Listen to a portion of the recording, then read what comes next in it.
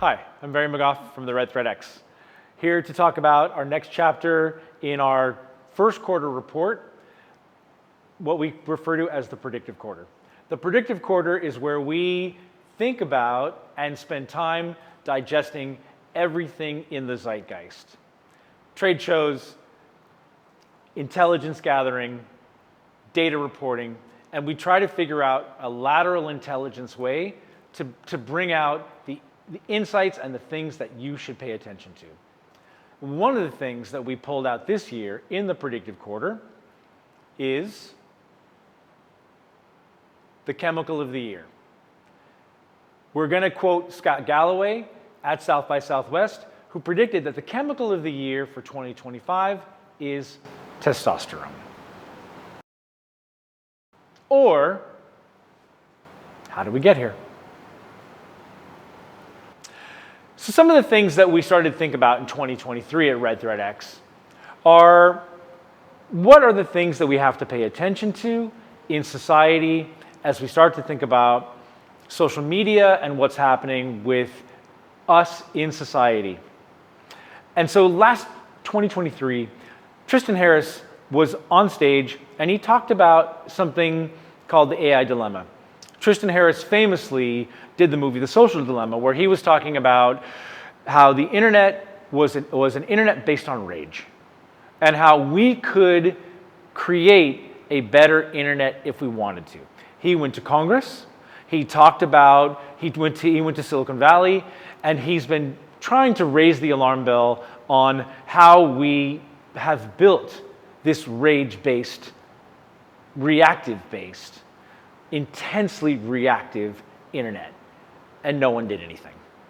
So we do have the internet that we wanted, we do have the internet we deserve. But soon thereafter, he started talking about the AI dilemma and how exponential AI would start to feed into fake news, fake truth, and the ability for AI to be predictive about how we act as people and how we act as societies. I would highly recommend watching the AI dilemma. It's on YouTube. I've watched it several times. It's really, really important. So last year at Red Thread, we really started predicting that this is something that we need to pay attention to, is AI in society and how it's going to affect us. This year, Scott Galloway was quite prescient when he talked about how AI and how the internet is starting to have its effect on Gen Z, and specifically young men. What he puts forward is that there is a crisis for young men, and that crisis means that young men don't have to leave the privacy of their own home when they want to be social, when they want to interact with other people romantically, and they want to be able to start a business. His examples are, you can get onto Reddit and you can rage click anyone. You can go onto Robinhood and you can become a day trader. You can go onto Discord and play games all day. You can go onto YouPorn and you can have a relationship where there is no risk of rejection and there is no time involved in getting into a real relationship. This is really, really problematic. So we found that his alarm bells are interesting, and it's very interesting to hear him talk about this now. Last year, Amy Webb warned about our obeisances to tech messiahs and how we believe that people like Satya, like Elon, like Tim Cook, are going to bail us out because they have the technology, they have the ideas, and they have the goodwill. They don't necessarily have the goodwill because they're just humans, and they may want to just buy an island like Larry Ellison did and buy Kauai. So they're not the answer, they're people. So fast forward a little bit into the election of last year, and we started hearing a lot more about the manosphere, how young men were really being influenced by Joe Rogan, being influenced by Charlie Kirk, and this was an interesting lean in for Trump as he started to talk about and pay attention to this level of social media. Fast forward to January 25, the inauguration, and all the tech messiahs aligned behind the Trump administration, out of practicality, pragmatism, or whatever their reasons are. So what's interesting right now is that just a few weeks ago, the New York Times asked each party to rate their level of masculinity.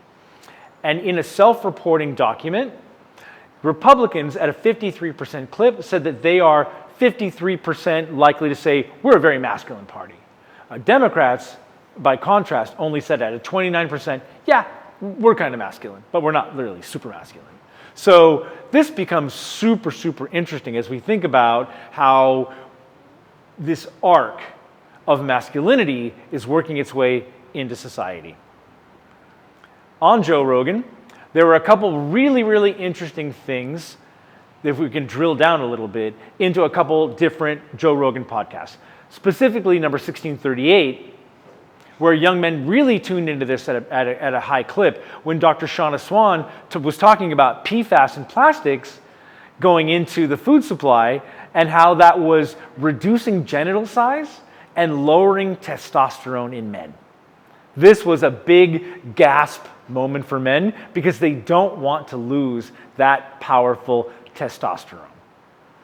Fast forward a couple years later, and Mark Zuckerberg talks about, and this is just after the election, how it's okay to have a culture that celebrates male aggression in the office. And at that point, he changed Facebook policy. So we're starting to see the arc of the conversation around testosterone and how people are talking about testosterone to young men and how it's starting to change policy, how it's starting to change Silicon Valley, how it's starting to change the workplace. This is very, very interesting now to start to pay attention to. On the counter, we can start to see women actually have counter-programming this. So in the last couple of years, there's been an I'm just a girl meme. I'm just a girl means don't actually ask me to have testosterone. I'm naive and I can abdicate my responsibility to having an adult level agency because I'm just a girl. So the counter-programming to testosterone is women becoming arch feminine, right? And so we're starting to see this also work its way through the memosphere. So where are we at with the state of young men? It's not very good. If you can look at the stats here, men are 4 times more likely to kill themselves. When you walk into a morgue, if you see 5 people in the morgue, then 4 of them have died by suicide are men. This is very, very troubling. 51% of men have never asked a woman on a date because of their fear of rejection. And women are saying that they're waiting for men to be the initiators of relationships. Men are struggling in the US. 18% of American men don't graduate from high school. 15% say they have no close friends. And 34% of men under 34 still live in their parents' homes. So we're seeing a failure to launch. And also, alcohol sales are down by Gen Z. Now, you may say that that's actually a good thing because people should drink less alcohol, and that's true.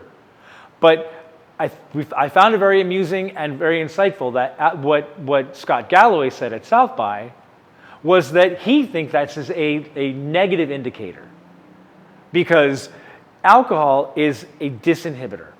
It brings down the inhibition levels, and what he's encouraging young men to do is go out, drink, have fun, meet people, make mistakes. Make a business mistake, start a bad business, but do it now, right? And use alcohol as a social lubricant. It's a little funny, but it's also a little lateral, but it's also not totally wrong. So as we start to think about testosterone being an arc, being a chemical in our society that we need to pay attention to, and the influences of testosterone in our society on men, on women, in politics, we can also see that maybe for Newton's third law might also be coming to pass. For every action, there's an equal and opposite reaction. So just a few weeks ago, Mark Carney, who was not favored to win as the prime minister, won because Trump was talking about annexing Canada. Also, just a few weeks later, Anthony Albanese got his second term as Australia PM, and he was not favored to win either. So are we seeing a rise of nationalism, or are we seeing a backlash to nationalism because of the negative and extreme effects of testosterone on our society. So what? We like to end every section with so what. What are the implications of testosterone on society and why we need to pay attention to it? Will we see a widening gender gap in terms of pay and rights between men and women? Will we see something like a dark woke backlash where there will be technically violent or verbally violent backlash against this wave of testosterone working its way through society, through legislation, through our budgets, through policy? Will we see a rise in conspiracy theories? Will we see an increase in financial risk-taking as crypto bills work their way through Congress and Donald Trump has his own crypto bro confederacy and his own currencies? Will we see an international presidency full stop? Will we start to see the rise of protein everywhere? And this is a real example. Tim Hortons in Canada actually launched protein coffee. So is this a way to enhance maleness, even in our coffee? Will we see a rise of trad wives, like the I'm just a girl meme, where women will say, I'm okay to abdicate my responsibilities as an independent woman and just be a traditional wife? Is this a Handmaid's Tale? Will we see ketamine become the emotional Ozempic of our time? There's a lot to learn. We're going to give you some QR codes here to link to Scott Galloway's keynote, which was really fantastic. There's also a great podcast that he did with Theo Vaughn, the conservative tech bro podcaster. It's actually a really good one. It's very, very thoughtful. And also here's a QR code by Harvard talking about ketamine for treatment for drug-resistant depression and how ketamine can actually solve depression with maybe just a few doses. Thanks for this. As we know, when we think about the convergence, the way to be better, we know that some of the choices around us we can make, some we should make, and some are being made for us. It's up to us to figure out which. Thanks very much.